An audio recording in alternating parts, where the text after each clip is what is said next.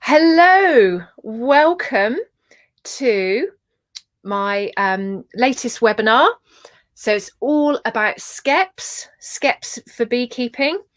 And I've got a lovely guest, a wonderful guest joining me today, Chris Parks, Chris Park, who's a mentor of mine. I suppose I always look at him as a real Skep master, and I've been watching his work on both at events and on Instagram.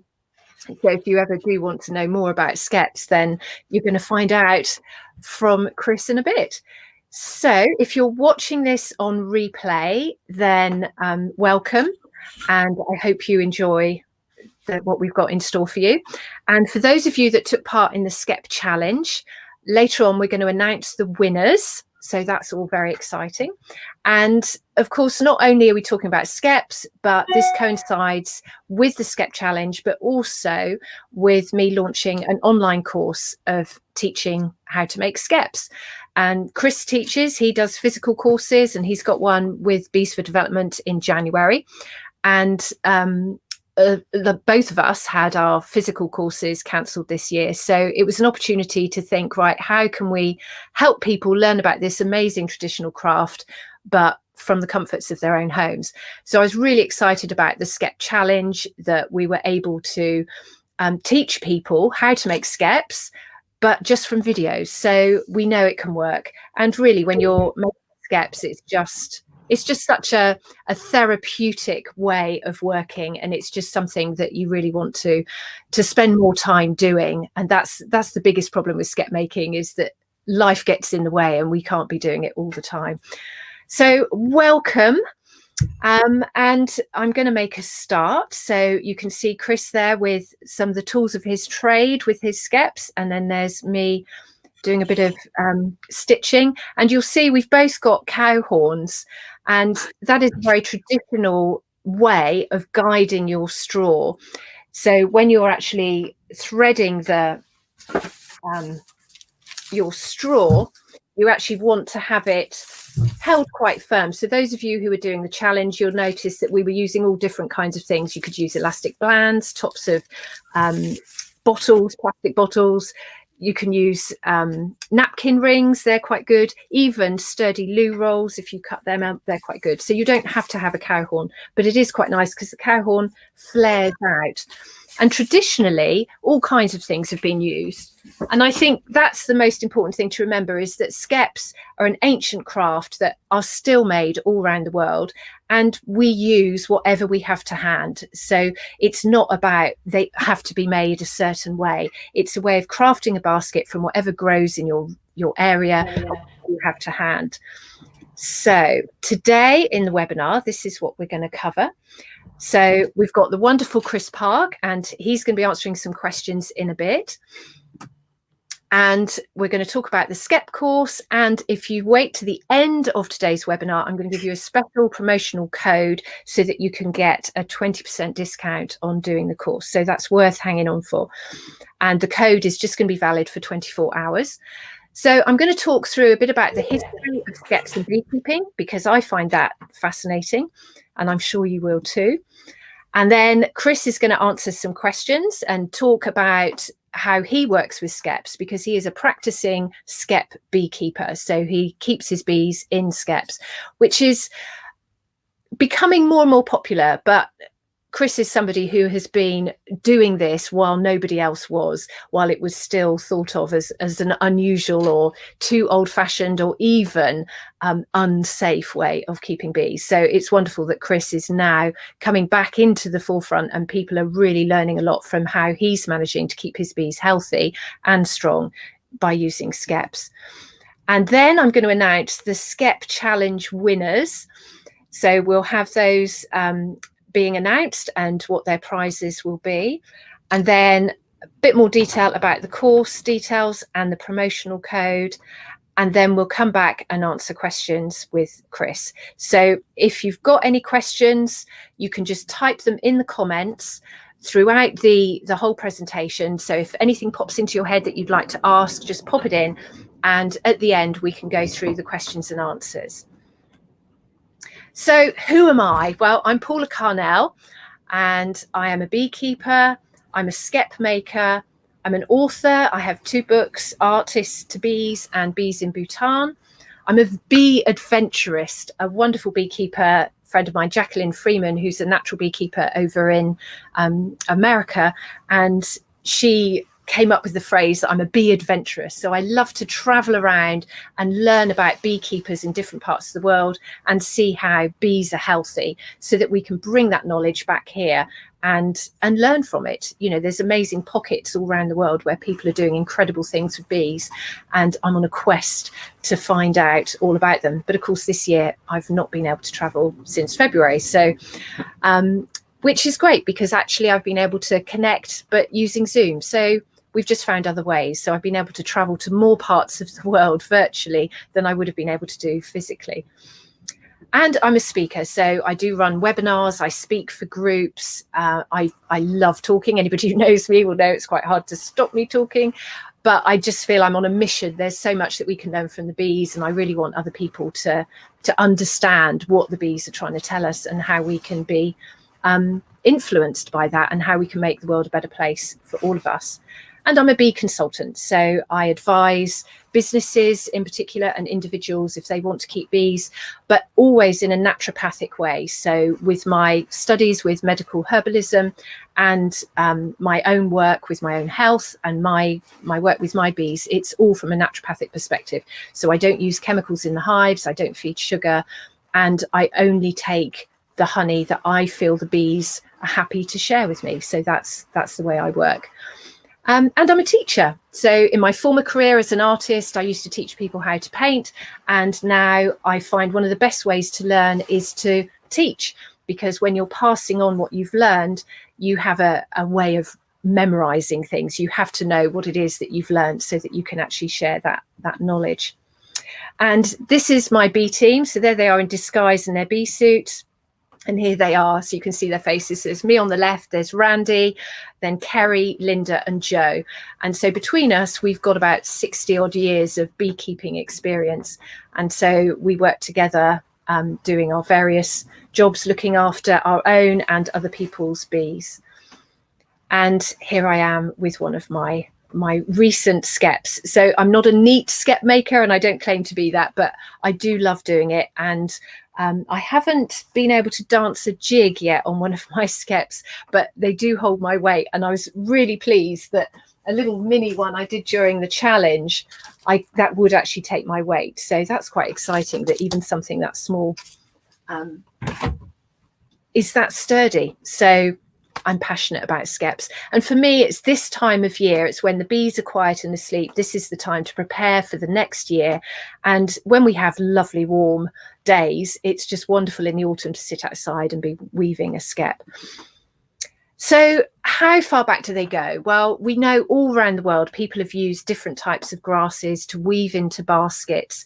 And I love the Virgil's Georgics, the fourth, written in 29 BC, where you actually have shepherds who were using the skep beehives. So we know the Romans were using beehives woven, but they tended to use willow, which I believe Chris also makes willow beehives.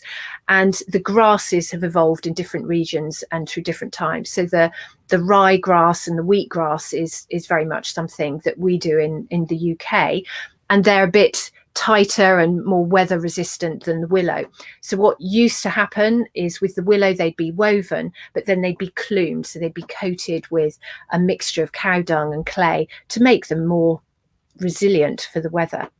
And I love this quote. So whether you build the palace of your bees with twisted osiers, which is the willow, or with barks of trees, make but a narrow mouth, for as the cold congeals into a lump the liquid gold. So I love this instruction that when you're making your basket, just have a small hole for the bees to come and go out of, because if it's too big, the cold weather is going to crystallize your honey, so you're not going to get so much of a liquid gold as a block. And this is, as well, as a really lovely illustration that was used in an amazing medicinal book by one of the great physicians, Matthias Platerius from Salerno, and it's called Circa Instant. And this is just such a beautiful illustration, and it shows how bees were used in medicine. You know, we use the honey, we use the wax. There's all these properties from the hive, and particularly the propolis, which people have used for centuries, thousands of years. We really have this special connection with the bees, and that whole conical shape just takes on a whole new movement, sort of magic of its own. And I love the fact that there's these beehive shaped buildings around the world that make us think of beehives, but which came first? You know, were the beehives shaped in this way to sort of mimic what the shape they do in nature when they're inside a tree, or was it our buildings that we thought, well, if we're going to make a building for bees, then perhaps we should do them curved? But this wonderful, you know, wonderful curved shape just for the bees. And then again, we have the telling of the bees, and you can see here it's a skep, although it's not completely round. And skeps were devised in all kinds of shapes and sizes. So there are actually skeps that were long, oblongs that would have movable frames in. So there was all kinds of shapes and sizes for skeps. And I suppose that's the thing, if you're weaving a skep, it will evolve. It's a natural thing. Everyone will have their own methods. And in fact, the first skep I ever wove was not very round at all. It was very angular, and it ended up being quite hexagonal, which I thought, wow, that's, you know, the perfect shape for a skep, really, for the bees.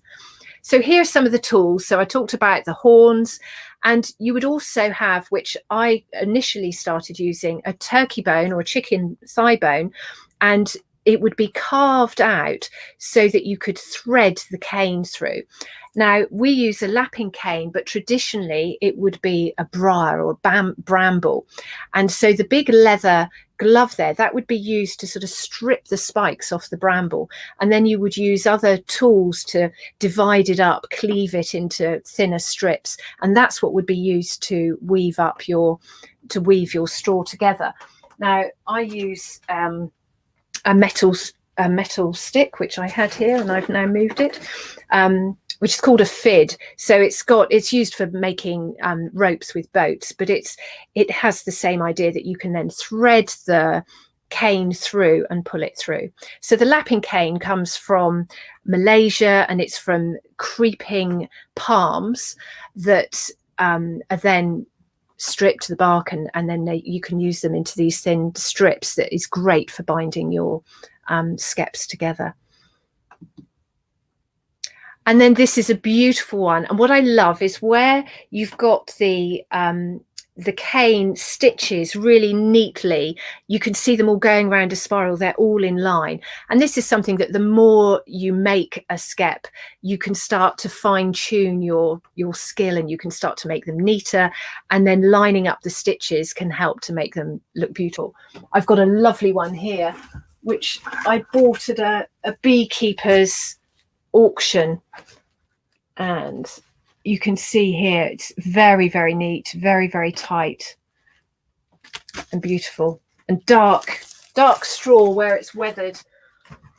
And I've used that one for a number of years for collecting swarms, and obviously whoever used it before I found it has been using it as well for their bees. So, and with this skep in the picture, you can see that it's on a stand because the skeps are empty, they're hollow underneath. It's a big open basket, and you're having it so that the big opening is on a shelf or on the ground. And obviously, if they're on a stone shelf, it's going to be really cold for the bees. So they would be put on these trays, these sort of wooden plinths. And so this is a great illustration of showing how you've got that plinth, which makes it easier to move the skeps around, and also for the bees to come and go. And then, just like with a box hive, the bees would probably propolize that to the wooden base. And here, even in catalogues right up to 1951, you can see how people were devising different shapes of skeps. So trying to find ways of getting the honey without having to kill the bees. So the glass cloches on top, and those of you in the challenge or in the group would have seen that Joe, one of my bee team beekeepers, he's been experimenting with his skep, which he did small enough to sit inside a national box. So he's got a national box around it, and then he's put a glass cloche on the top with the hope that the bees would go up and fill it with honey for him. But no joy this year. And then you could see some skeps were made with windows so that you could look in and see how the bees were doing. So there was all sorts of, it became really, I suppose, a challenge to find ways of modifying our ways of keeping bees and looking after them. And this has always been the thing, is humans trying to find a way to get more honey, to get more out of the wild creatures that we're connecting with. So even though the skep is seen now as a very natural and a really sort of sustainable way of keeping bees, it was tried to be industrialized. You know, people have been trying to get the maximum production from their bees, from their skeps. And then when the wooden hives came in, the skeps weren't so popular. And what I do love is hearing stories of where skeps were kept. And traditionally they would be kept on orchards or in people's gardens, and lots of families in the countryside, they would have one beehive. And Heidi Herman, who runs the Natural Beekeeping Trust, she has this lovely quote, which is, I don't want one person to have 1 million beehives, I want 1 million people to have one beehive. And that is a lovely thought, that we work with the bees that are in our environment, that we just capture a swarm that's passing through and that they live with us in our garden. So it's not buying in bees, it's not really farming them, it's just actually using or providing a home for the bees that live in your area. And I love that idea. And when you were actually having the skeps in your garden or in your orchards in the winter months, the skeps would be brought closer to home. So you see these houses all across, well, particularly across Britain, you've got houses with these bee bowls, which are holes in the walls where people would put their skep in over the winter months. Now, the bit I really love, which I learned from a story from Will Messenger, who runs the Beekeeping History Society, and he was telling us that you could see where people kept their beehives because it would be written in their wills. So when somebody died, they would bequeath their hives to certain people, and they'd say, oh, the hive that's by the gate or the hive that's above the front door. And that way the bees are familiar with those people. So every time you're coming and going throughout the winter months, your bees are seeing you. And I love this idea. So all the bees we look after, we make sure we see them every week and we spend time with them so they know us. And then the interesting fact that Will shared then was that the biggest amount of stings in the year is in April. And the people who are most likely to be stung by bees are beekeepers. So it's no surprise that when you've ignored your bees all year, you've not put them in your garden or by your garden gate, you've actually left them out in a field and you've not gone to visit them. And then come April, with a lot of conventional beekeepers, they all get in together, all suited up, go out and see these bees, open the lid. And of course, the bees are like, who on earth are you? Well, with my bee adventurers hat on, I traveled to Oman, and Bhutan in particular, and they actually have honey houses where the houses are built with beehives in the walls of the houses. And what I noticed there is you've got families who are not suited up, and they have the entrance to the beehive with the bees flying right past the front door to their house. And yet they're not in fear, they're not suited up, the children are running around barefoot, you know, nobody's worrying about the bees. And it's that living in harmony with your bees. And I love that. I love that whole idea that we are, you know, part of nature, nature is part of us, and that bees are not out to sting us, they're not out to get us. But if you're going to start putting pressure on them, then they do need to defend themselves, they do need to protect what they've worked so hard to produce. And this, I mean, I am a romantic, and those of you who've watched other talks that I've done, or even read my book, A to B's, and I talk about how, to me, Bathsheba Everdeen in Far From the Madding Crowd, Thomas Hardy's book, and in the film with Julie Christie, where she's dressed in her beautiful linen and climbing up a tree and just capturing the bees, a bee swarm. And that's sort of my romantic image of how we should be spending time with the bees. We shouldn't be all in a spacesuit. We should be a bit more ourselves. And so the beautiful linen dresses. So if anybody ever finds a perfect linen dress that I could be romancing my bees with, then let me know. Also, I attended a webinar online with a Welsh beekeeper, and I was just talking about this with Chris, and he was saying that it's only in recent years that there's been such a rise in importing bees. People who don't keep bees are probably completely oblivious to this, but 15,000 queen bees were imported into Britain in 2018. And yet we have bees here. So we have the Apis mellifera, which are the dark bees. You might have heard about the dark bees or the black bees. And of course, they're the native bee for Britain. And this beekeeper, who's been a bee farmer for 40 years, he was saying that when we had Apis mellifera, they were calm bees. They were very good natured, and you didn't need to be gloved up and suited up. But once people started importing different strains of honeybee, and then they're all into breeding, you then get crossbreeds that can be very aggressive, that can be dangerous, can be very aggressive if you start to go in and get the honey. So it's really interesting when we look at the bigger picture of what are we doing with bees, how are we collecting our bees. And so collecting a swarm for me is the only way to have your bees, or you provide a home that a passing swarm can move into, and then you have an agreement with your bees that they're happy to be with you, you're taking care of them, you're providing a home for them. And I found that the bees that I work with are getting darker and darker, and they are calmer. So as we are breeding out through allowing swarming and natural mating in quite a large area that we're working in, we're finding that the bees are calmer, and also they're producing much more of the really important propolis that I'll talk about in a bit. So this is a wonderful, I talked about bee bowls that you'd have in houses. Well, this is at Hartbury, which is near Gloucestershire, and it's a beautiful, beautiful wall that would house all these bee skeps. And what's interesting is not all of the sort of nooks actually have an entrance at the back for the bees to fly out. So some do. There's a little hole in the stone in the back so the bees could come and go. And this would be used for really managing bees so that you can maximize honey. So moving the hives around so that you can be having your productive colonies, which would be productive for honey. Then you've got your colonies that are strong that would provide new queens for the coming year. So, but it's a beautiful piece of structure, and it's got all kinds of mystery about it, about just how old it was, or when it was actually built. And it's now been moved into a churchyard just in the middle of nowhere in Hartbury. So well worth a visit if you like architecture or you're interested in bee history. And here we go, a lovely picture of a bee farmer, and you can see how the bees, we're led to believe that the bees need to be in a box hive because otherwise they'll do wild comb and it won't all be lined up.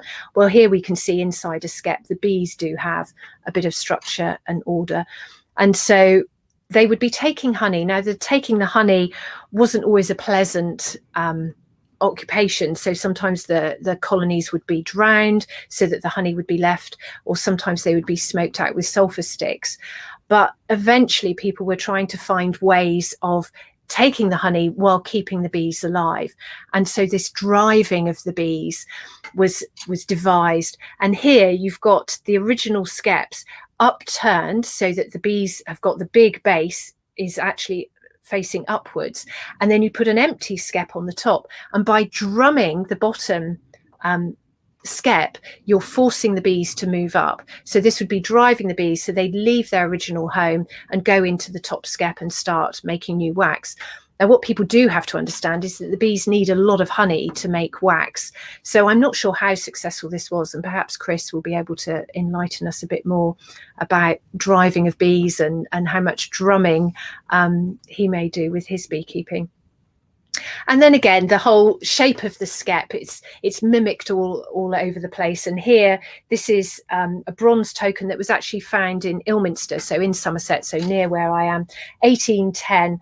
And bees have always been used for this sort of industrious, work hard community, taking care of each other idea. So bear ye one another's burthens. So your burdens actually take care of one another. So it's a really symbolic idea about not just the community of bees, but where they live in. So the skep has always been this symbol of industrious and community. And here's some skeps that I saw at Klugenhof in the gardens in Amsterdam in 2018. So beautifully woven skeps, very neat, very rigid, absolutely lovely. And there they have the entrances near the top, so the bees can just be flying straight in rather than having to have separate bases with holes in.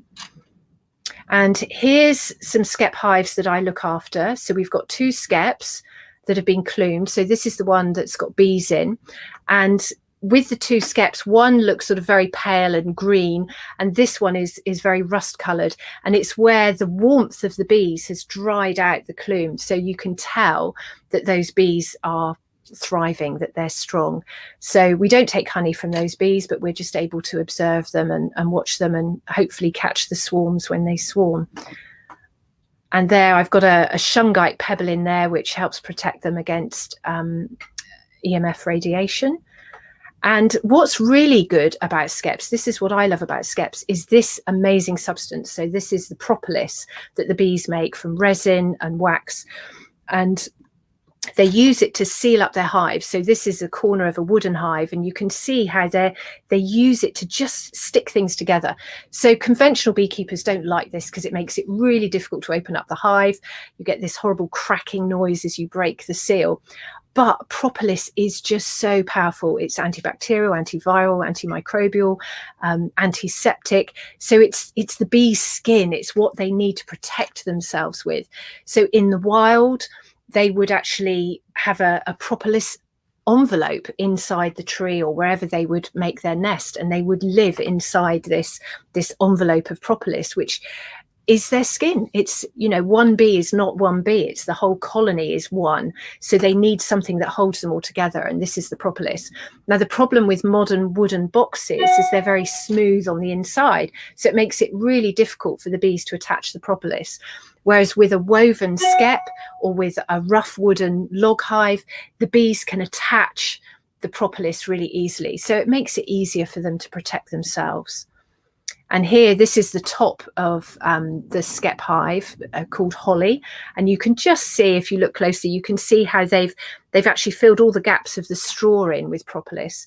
And they use this top as their entrance. There is an entrance by the stone and there's another entrance underneath, but they actually choose to use the top one.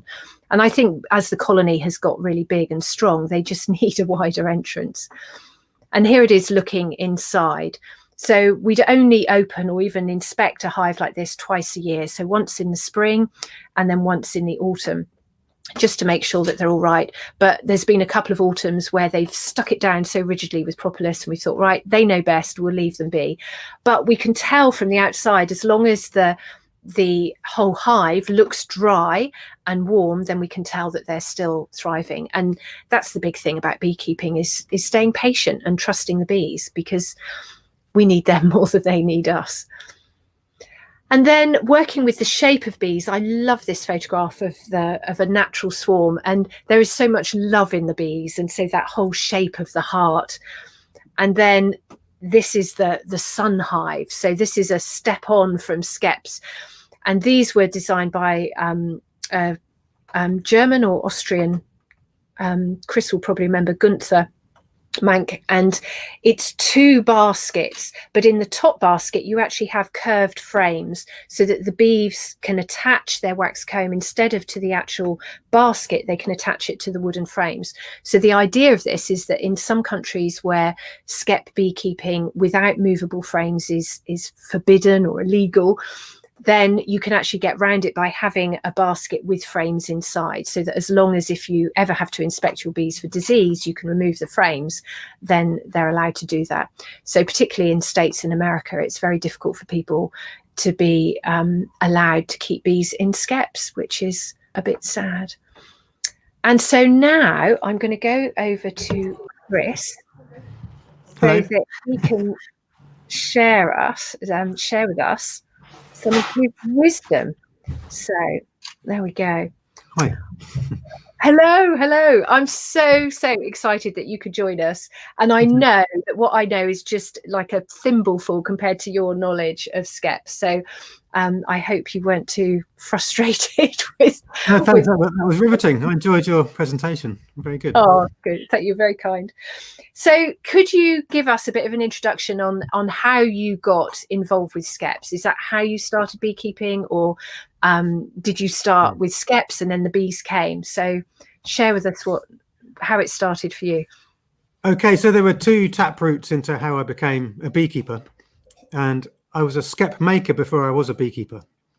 Oh. I mean, 20 years ago, I wasn't a beekeeper, but I was very interested in honey and mead and the symbolism of bees. 25 years ago, however long ago, I was initiated into an order of Druids, and called the Order of Bards, Ovates and Druids, and bees and honey and mead and all of that symbolism is quite rich and inspiring within the Druid tradition. And then 20 years ago, I just stepped out of an Iron Age experience. I was living in an Iron Age village for 7 weeks as a volunteer on a project, living without, any modern things, as Iron Age people would live. Actually cooking on the original hearth fires of these ancient round houses that were reconstructed on the original site in Wales. And so honey was quite important. And, so we didn't have any sweet things apart from honey. And there was one day when one of my tasks was to make a kind of honey brew from apples and honey, and make a kind of, a fermented drink also. So that was sweetness and honey with goat's milk and and boiled up spelt wheat in the morning, and also honey into kind of breads. And so it became like, of course, looking to the past, looking to the future. I became very interested from that experience, I became very interested in ancient technologies, experimental archaeology, and I began to build Iron Age roundhouses and coracles and dugout canoes and skinning roadkill and different things. And then of course I became interested in, well, how did the ancient Britons keep bees, if they kept bees? Because there's nothing in the archaeological record before the Roman era to prove, like physically, that we were keeping bees and not just honey hunting. And but I'm pretty sure we were keeping bees, for many different reasons I won't go into now, but at least since the Bronze Age, possibly the Neolithic age. And then I did some research, and I soon found many of the sources that you've already mentioned, and Skeps and alvearies and wicker Skeps and other things.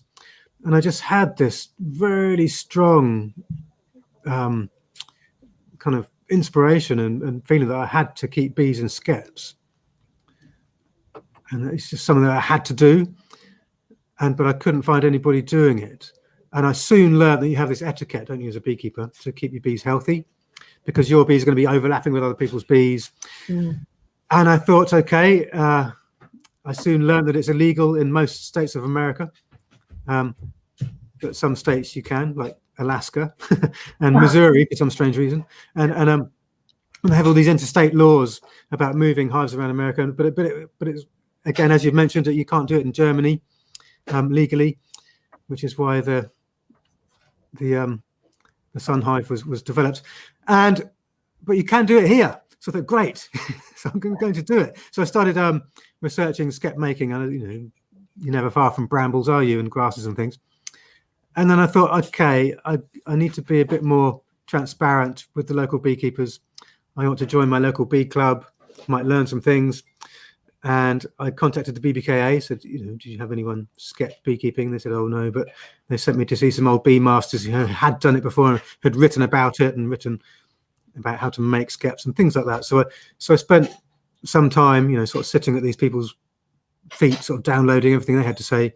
And they generally pointed to me towards other manuscripts and old books. And then just most of the teaching came from doing it. And I did join a local bee club, and just uncannily and perhaps being in the right place at the right time, the chairman of my local association at the time was a man called Ron Hoskins, who, when I first met him, hadn't treated his bees in 10 years.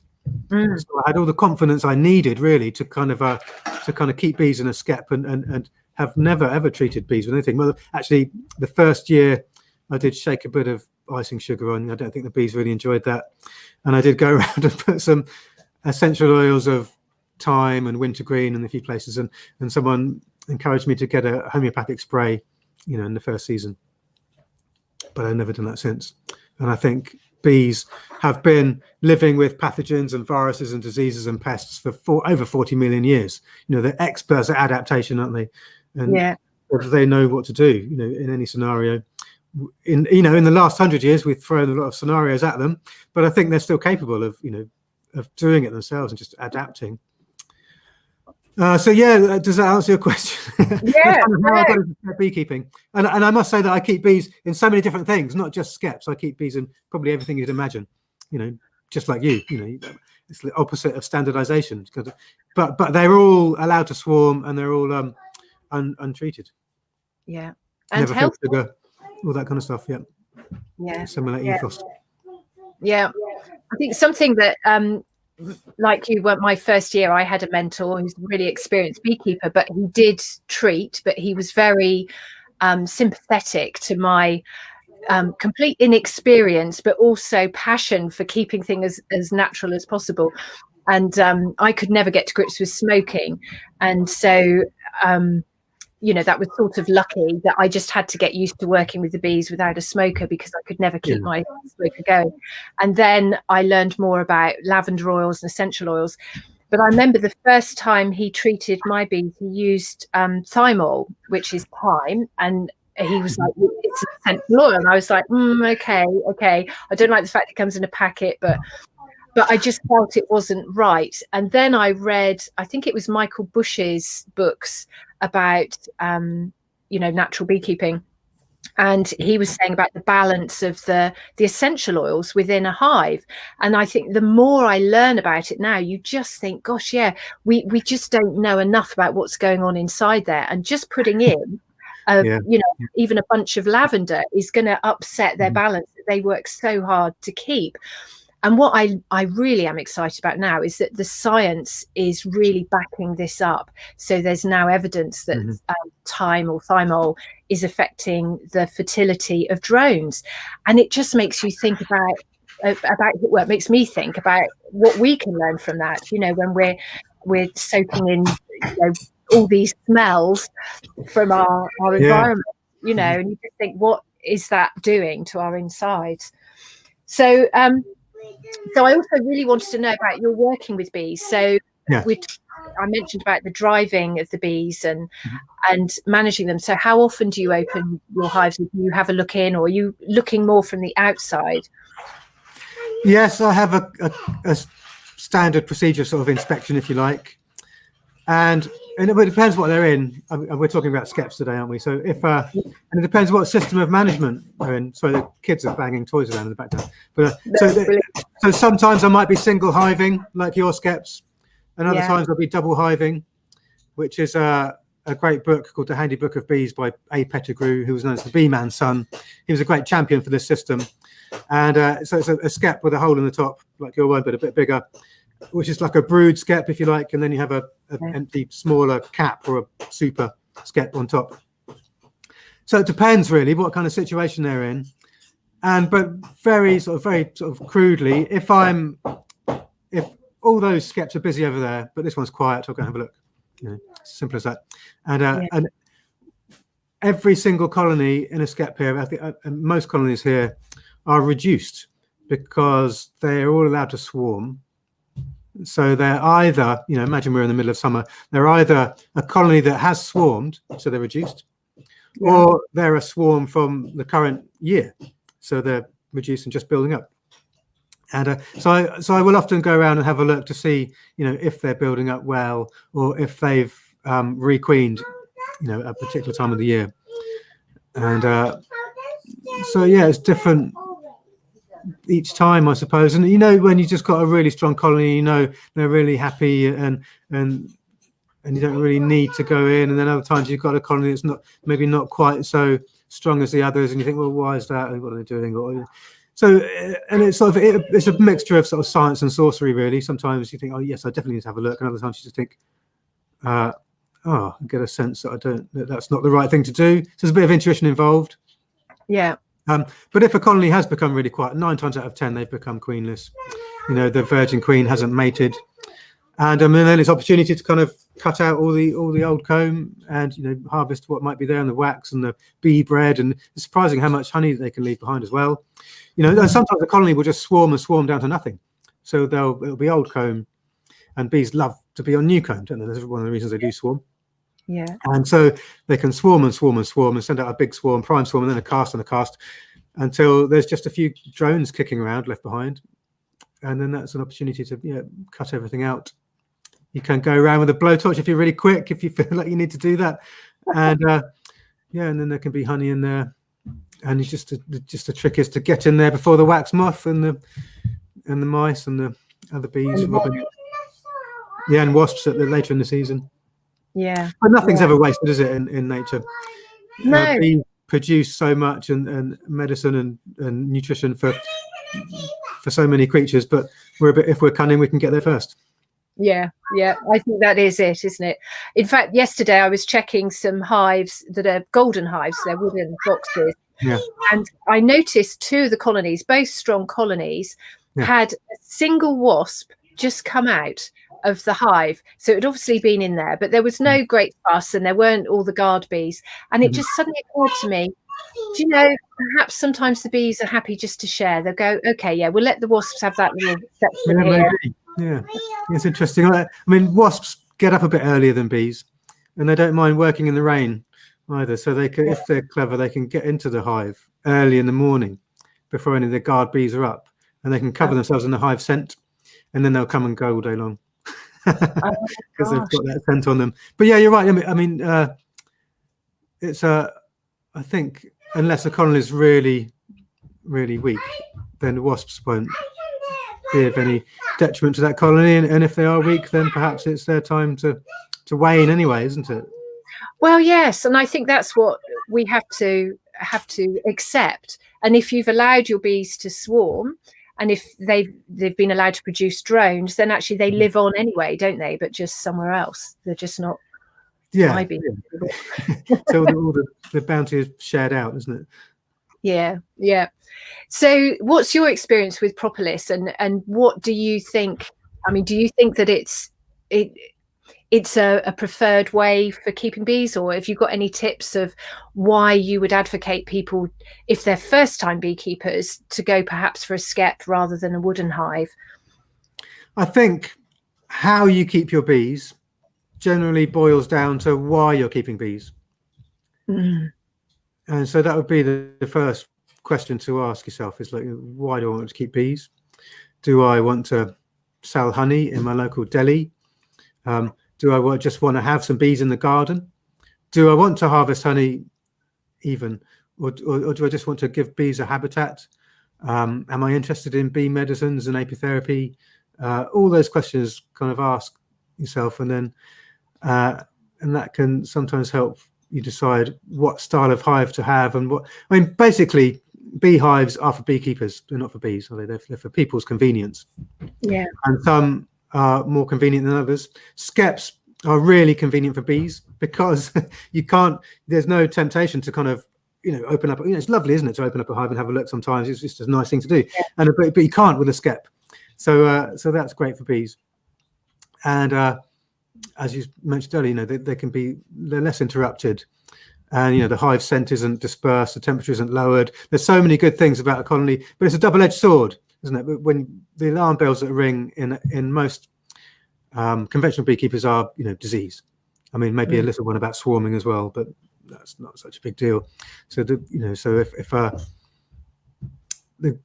worst case scenario is if there's a skep here and there's a beekeeper over there whose bees do have a notifiable disease, or even if someone's just spreading some non-EC honey on a piece of toast over there with some spores in, those spores are endemic, but can get into your skep via some honey or a bee, and that could affect the health of that colony. But you're not going to know it. And so what I like to do is keep movable frame hives in the same apiary, so that a bee inspector could see those as a kind of control. So to see that if they are healthy and if they haven't caught the foul brood that's in your neighbour's beehive, then it's less likely that the skep is going to. But I mean, this is where the kind of I think things get blurred a bit. So you could consider, if it's a skep that you haven't ever inspected and just given and just put out there and a swarm has arrived, could be considered as a wild colony, couldn't it? But perhaps the blurred lines are if you are actually keeping those bees or if they're just keeping themselves. I don't know. But they can be cut out by a bee inspector and, you know, sort of shish kebabbed back into a skep. So the combs can be scrutinized one by one. They can be cut out one by one from the side and sort of shish kebabbed into, you know, cross sticks that you put in the skep into another empty skep to check.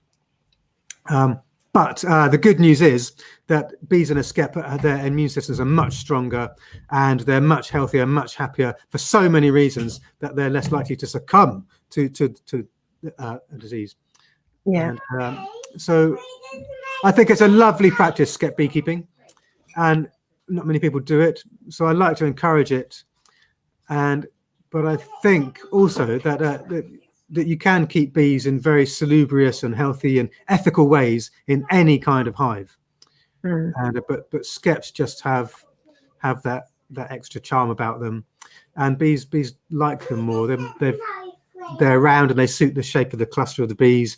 They don't get cold corners, and there's no condensation. There was a study done a few years back with hives and temperature, and I think it was like polystyrene hives and skeps came in like joint first place.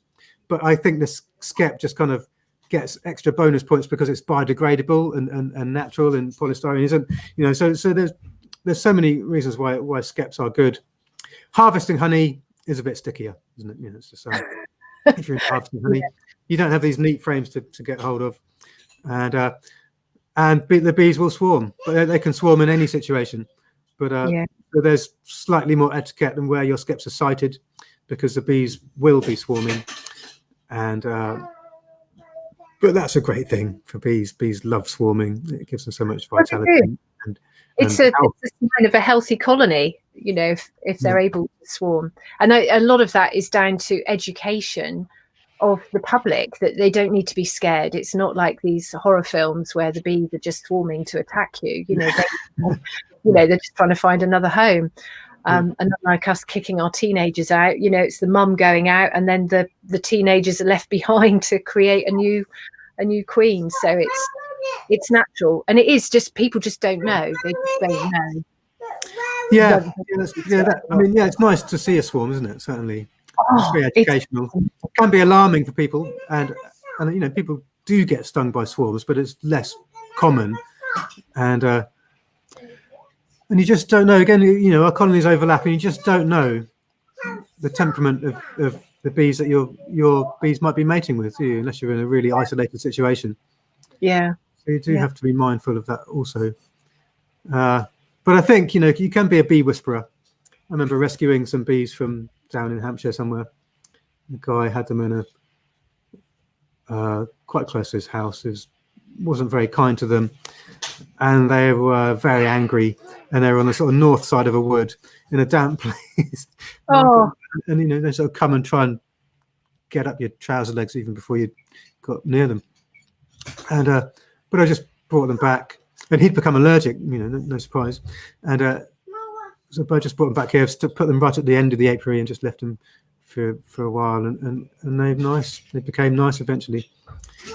It's a bit like a kind of slow requeening, I suppose. You just kind of let them calm down, treat them nice. So it's a bit of genetic, isn't it? Well, a bit of genetics, but also you get what you give in beekeeping. You know, if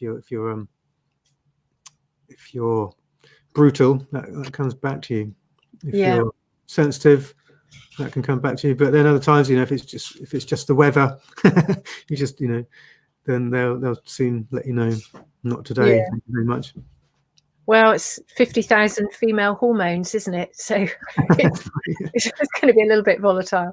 Yeah. But yeah, like you, I'd bought a colony from someone who was retiring because they had become allergic, and I put them because the only space I had was in my back garden near a washing line. So probably for an angry colony, it wasn't the best place, but I did just leave them. They were happy for me to hang up the washing. Luckily for the rest of my family, it was my job to hang the washing up next to this beehive. But I found I could almost feel them tense up if I approached them with a white suit on. It was like, oh, it's the white suit's coming. And over time, they did really chill out. But I learned a lot from them as well about taking honey. And I had this occasion where I'd meditate with the bees and ask how much honey we can have. And I just have a feeling, you know, they don't fly out and spell out numbers or anything, but I just had this feeling it would be 6 frames. And so I took 6 frames, and it was in my sort of early-ish years. And so my husband was helping me with the extracting because I was still quite poorly then. And while we were extracting the 6 frames, he was saying, oh, you know, shame there isn't more because we've got all the kit out. And I said, oh, well, they actually had lots more. I said, I could have taken 8. And he said, oh, well, why don't you? But I couldn't, you know, my husband's not as, I suppose, psychically connected to the bees as I am. And so I didn't really have a good reason to say, well, I won't take the other 2. I went back to the hive and took the wet frames back, and I just said to the girls, oh, you know, I hope you don't mind, we've got everything out, you've got plenty here, can I have another 2? And oh my goodness me, they were just livid. So, you know, I had about 100 bees follow back to the house. They were banging on the windows, and normally, you know, you'd be extracting honey, and I don't use portrait scapes. So you have a few bees and they go to the window and you let them out and it's fine. But this was completely different, and it really taught me that you do have to have this relationship with your bees. You have to communicate with them, and you know, they do give you a hint of what they're happy to share and what they're not. So yeah. You've reminded me about driving bees, and so obviously from a skep, the ways to harvest honey, if you're going to harvest honey from a skep. You mentioned the sulfuring earlier, and you know, and I do sort of show some sympathy for the the older kind of skep beekeepers, you know. But I think bee farmers were really you know, skep beekeepers that had a lot of skeps, like Charles Butler. Their preferred method was sulfuring bees.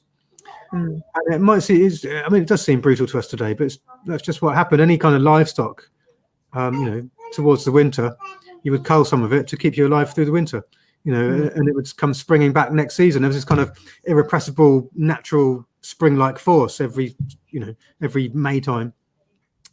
So I see it a bit like a coppicer, you know, someone who go out and coppice here and coppice there and coppice here from the woodland, knowing that it'll all come springing back next year.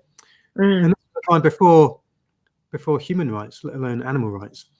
And I think it's just the mindset of back then, and now we have a completely different mindset of how we regard nature. And but still, it was never the only way, you know. So the simplest way to harvest honey was just to upturn a skep and cut out the side combs. You have brood in the middle, then pollen, and outside combs, the smallest ones are honey. So that's the simplest way. That it's called castration in some places, just to go and cut out the side ones. So if there was, you know, if you run out of honey in the larder, and it would be a precious substance, you know, it wouldn't be eaten every day, and seen as a medicine, then, you know, you might send one of the kids out with a pipe in their mouth, cabbage leaf on their head, something like that, to go and cut some more honeycomb. And of course, driving the bees, which is a very, very fascinating thing to do. So you can do it to a colony no later than midsummer, and it will have the rest of the season to build up strong. And it's a bit like a shook swarm, I suppose. And then you would harvest everything, and of course, bee brood was eaten in many parts of the world and still is. Yeah, that's the reason bears predate bee colonies is for the brood, and they might just have a bit of honey for dessert, you know. So it's the real protein of the brood. And then, of course, in the double system, you might just take the cap off and just drive the bees out of the cap, to then press that or cut that or drain it. And in skep honey, and any pressed honey or drained honey is different, has different characteristics to honey that's been spun, because that's gone through the air at a really high speed, you know, very fast centrifugal forces gaining a kind of slightly static charge. But honey, and it's cooled down as well quite dramatically in that process. But honey that's just been pressed and drained slowly oozes, doesn't it? And it sets a lot slower, and it just has finer characteristics, especially from an apitherapeutical point of view. And also honey from a skep, you can pull out a comb, and it won't just be honey.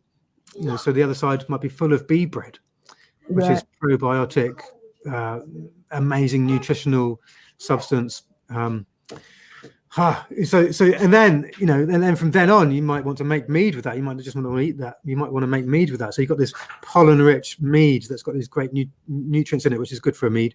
And so there's this sort of domino effect of ongoing blessings that kind of radiate out from the skep, you know, into all sorts of crafts. Yeah.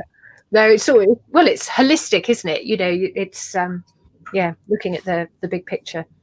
So I'm gonna announce the winners of my Skep challenge. So while we're doing that, if anybody has got any questions they'd like to ask Chris or me, just type them in the comments. I could see somebody said, "Oh, never seen a bee swarm. I can't see who you are, but you don't know what you're missing."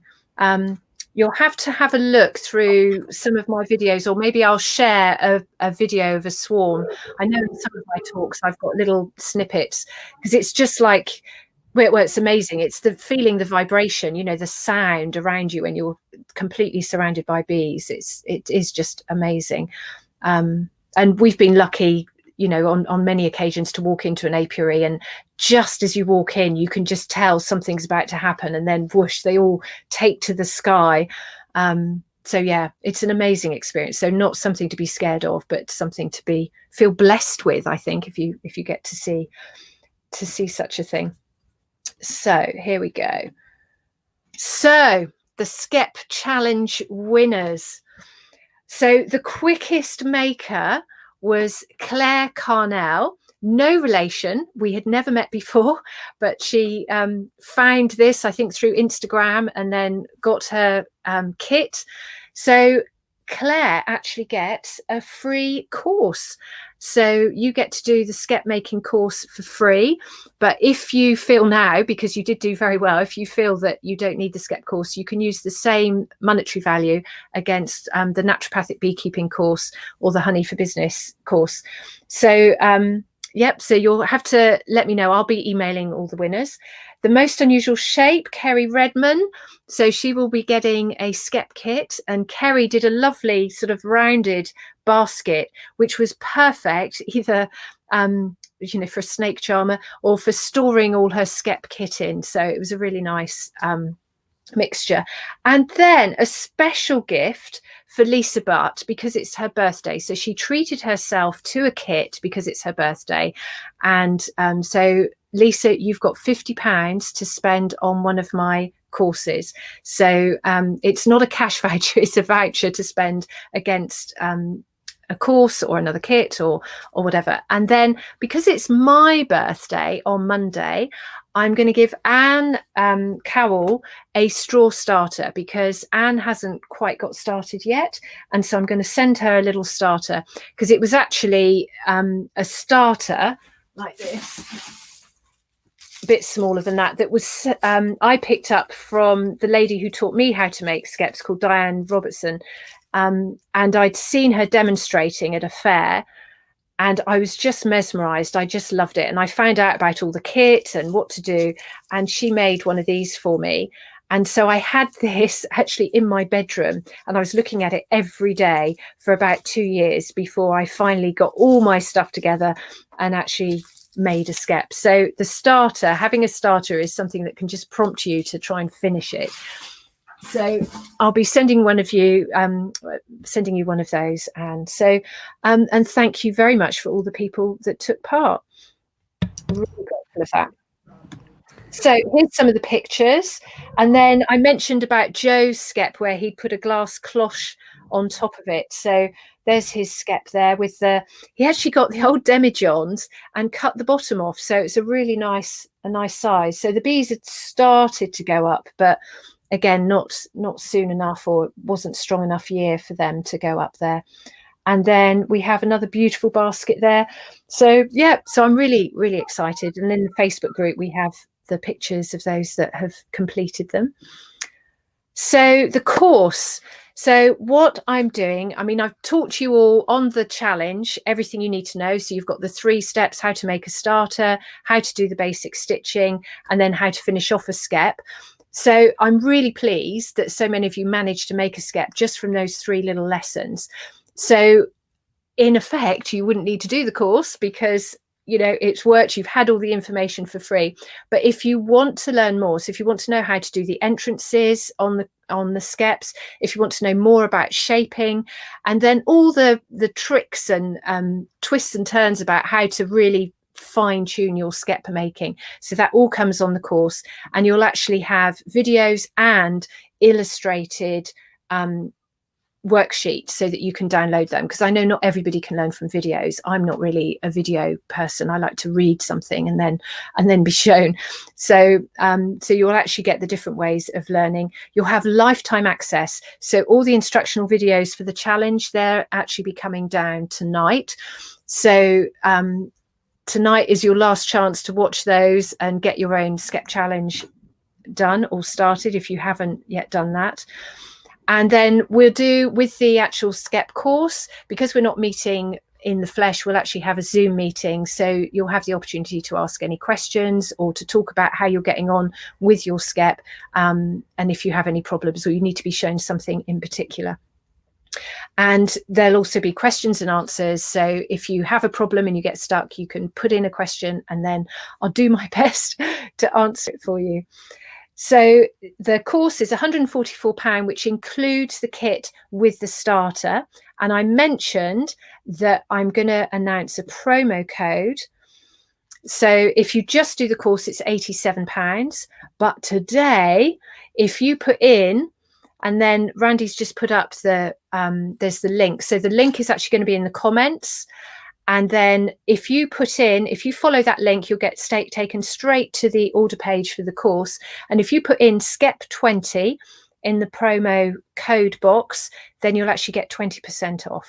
So that's just for 24 hours. So for those of you who've done the challenge or who've come along today, then I'm really grateful. And so you'll get that little bonus. So here's the kit that we have. So we use thatching straw. So the kit on the left is a basic kit, which has enough lapping cane to do a skep, enough straw to do a skep, and you'll actually get the metal fid.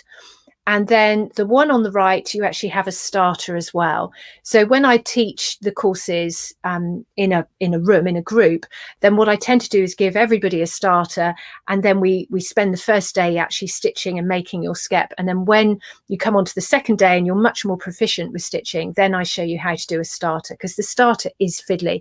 But what I'm so excited about is on the challenge, so many of you were able to make your own starters with no previous experience. So I'm really excited about that, because that was the bit that I thought, gosh, can that really be done online? And thankfully it can. So thanks to modern technology, you could watch me doing it.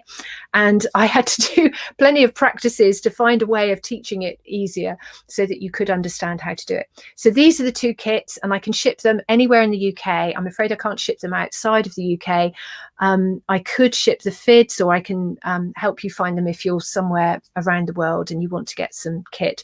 But if you can find a local thatcher or somebody who grows ryegrass, then you can use those grasses. And if you don't want to use lapping cane, I'm sure you've got blackberries and brambles growing in your hedgerows. So spend a bit of extra time and you can be preparing your own cane for weaving your skeps. So there's the reminder again. So there's the link, which is up in the comments. So you just have to click on the link in the comments and then put in the promo code for 20% off. And then I start the course on the 24th of November, but you don't have to do it then. So if you want to buy the course for a gift for somebody, then I can send you a really nice voucher and then they will have access to the course. So it's something that is you can do at your own time. So you could just have it sat there, do it in the spring. You can do it over the holidays if you've got holidays, or do it straight away. So I start on the 24th, and it's up to you how long it takes for you to do the course. So you could do it in a couple of days, or you might want to spread it out over a few weeks. But as soon as you do the course, you'll have access to all the modules.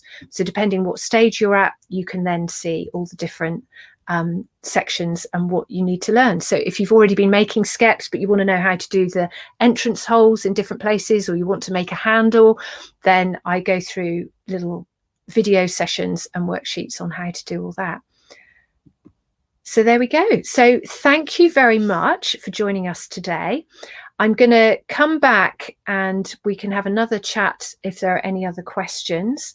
I've got one that somebody has asked me about, more about the spiritual connection actually, that you have, Mark, with Chris, with your bees, with the Druids. So if you can just be having a little thought about that. And let me just try and move back. So there we go. Yeah, so the question here is, so why do the Druids use bees? What's the connection between the Druids and honey or honeybees?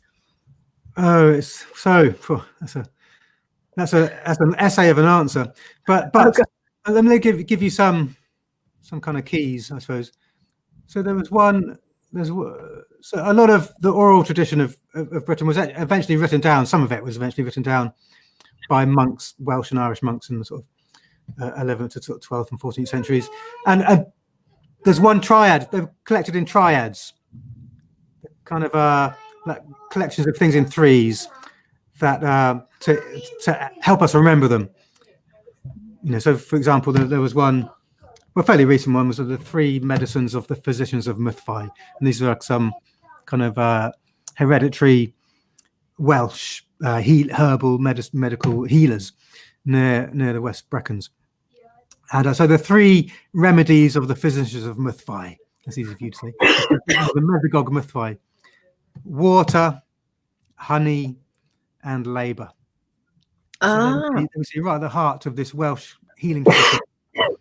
3 medicines, you know, you can take it literally, of course. Keep yourself hydrated. Honey is good for you internally and externally, and keep busy, you know, keep active, bit of cardiovascular. And these physicians have kind of mythical beginnings. I recently met one of their descendants, but they have a mythical mother. These 3 brothers, the 3 original brothers, these physicians. Their mother was a lady of the lake who came out of the lake, you know, with a big dowry of cows and a bull and a couple of oxen, and eventually went back to the lake, you know, but she came back every now and again to teach her children these healing arts. And the Druids of ancient Britain, further back, they weren't just priests, they were also doctors and judges and bards, prophetic poets. So if you just consider now the sort of mellifluous, mead-amused words of the ancient bards of Britain, and the word for honey in Welsh is med, and in mead is meth, and many words. A lot of the old words for honey are words. All over Europe you see it, you know, meli, mel, med, miot, mit. And honig is an Anglo-Saxon word which just means kind of yellowish.